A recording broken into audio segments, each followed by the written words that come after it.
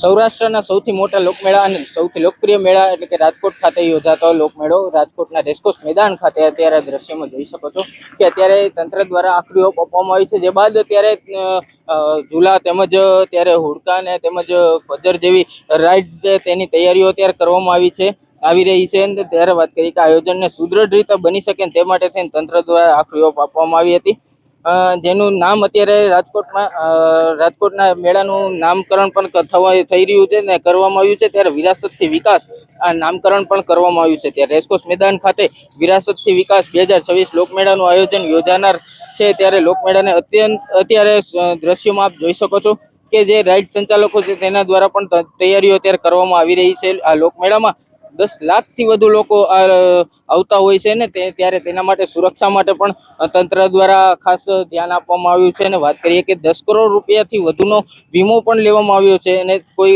અનિચ્છનીય બનાવ ન બને તે માટે પણ તંત્ર દ્વારા કડક SOPનું પાલન પણ કરવામાં આવ્યું છે, કરાવનાર છે. અને વાત કરીએ કે જો આટલી મોટી સંખ્યામાં લોકો આવતા હોય છે ત્યારે તેમની સુરક્ષાને પણ ધ્યાને રાખીને સિક્યોરિટી તેમજ AI બેઝ કેમેરા તેમજ સુરક્ષા અને જવાનો તૈનાત રહેવાના છે. ત્યારે વધુમાં વાત કરીએ કે અહીંના તમામ વિભાગના અધિકારીઓ એક જ સ્થળ પર રહે તે માટે તેની સેન્ટ્રલી ડોમનું પણ બનાવવામાં આવ્યું છે. અને જે વાત કરી કે રાજકોટમાં કોઈ ઘટના કે અનિચ્છનીય બનાવ ન બને, પરંતુ ક્યાંક ને ક્યાંક જો કઈ ઘટના બને તો 108 તેમજ ફાયર વિભાગની ટીમ જે તેમને ઘટના સ્થળે પહોંચી શકે તેમના માટે તેને સ્પેશિયલી કોરિડોરના પણ આયોજન કરવામાં આવ્યું છે તંત્ર દ્વારા. જ્યાં વાત કરીએ કે લોકમેળાનું આયોજન થનાર છે ત્યારે આ લોકમેળામાં લોકો વધુ આનંદિત અને કરી શકે અને તેના માટે પણ તંત્ર દ્વારા નિયમોનું પાલન કરાવવા માટે થઈને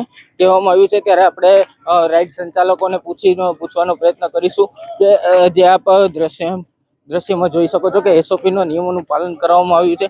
ત્યારે આપ સંચાલકોને જ પૂછવાનો પ્રયત્ન કરીશું. જે આપનું નામ? રાજુભાઈ ગોસ્વામી. રાજુભાઈ, ખાસ વાત કરીએ કે લોકમેળો રાજકોટ માટે એ સૌરાષ્ટ્રનો સૌથી મોટો લોકમેળો છે. ત્યારે આ લોકમેળામાં 10 લાખથી વધુ લોકો આવતા હોય છે, તો કઈ રીતની આપણી તૈયારી? દર વર્ષે જેમ આપણે જન્માષ્ટમીનો મેળો રાજકોટમાં થાય છે એના કરતાં પણ સારો મેળો કરવાની આજે અમારી ખૂબ અમે મહેનત કરીએ છીએ. પ્લસ આજે ગવર્મેન્ટ અધિકારીઓ તરફથી પણ અમને બહુ સારો પ્રતિસાદ મળી રહ્યો છે ને SOPના નિયમ મુજબ અમે ગઈકાલે મોસ્ટ ઓફ રાઇડના અમે જે રિપોર્ટ કરાવવાનો હોય રિપોર્ટ બી અમે ગઈકાલે કરાવી નાખ્યા છે. ને રિપોર્ટની સાથે અત્યારે જે વાત કરીએ કે આ જે લોકમેળામાં અત્યારે SOPના નિયમોનું પાલન કરીને આપણા દ્વારા કરવામાં આવ્યું છે, ખાસ તો આ રાઇડ્સ આપણી કેટલી છે અને કઈ રીતની અત્યારે તૈયારીઓ કરવામાં આવી છે? બધી રીતે તૈયારી કરવામાં આવી છે અને પબ્લિકને 1% કોઈ પણ જાતનો કોઈ પ્રોબ્લેમ ન થાય એવું જ અમારો પૂરેપૂરો અમે પ્રયાસ કરી જ લીધા છે ને એ પ્રમાણે જ થઈ ગયું છે. ને આજે અમને કલેક્ટર સાહેબ દ્વારા ડેપ્યુટી કલેક્ટર સાહેબ દ્વારા જે SOPના નિયમ મુજબ પાલન કરવાનું કીધું છે એ જ મુજબ અમારે તમામ ડોક્યુમેન્ટ્સ અમે ઓકે કર્યા છે ને એ જ મુજબ અમે બધાના રિપોર્ટ બી કરાવી છે. 5 દિવસના લોકમેળામાં ઘણા ખરા લોકોના ગુજરાન પણ ચાલતા હોય છે, એને લઈને શું કહેવાનું? એને લઈને હું તો પબ્લિકને એટલું જ કહું કે અહીંયા એટલા બધા અમુક તો નાના માણસો છે જે નાના ઘરના માણસો છે, તો આજે અમે એવું ઈચ્છીએ કે આ લોકમેળામાં સૌ પબ્લિક પધારે અને નાના માણસોને સપોર્ટ કરે. ખાસ કરીને વાત કરીએ કે જે અત્યારે આપ દ્રશ્યોમાં રાઇડ્સને જોઈ શકો છો અને સંચાલકો દ્વારા પણ કહેવામાં આવ્યું છે કે તેમના દ્વારા પણ અત્યારે SOPના નિયમોને પાલન કરીને જ રાઇડ્સનું સંચાલન કરવામાં આવ્યું છે. અને વાત કરીએ કે તે બાદ જ અત્યારે રાઇડ્સ પણ તૈયાર કરવામાં આવનાર છે.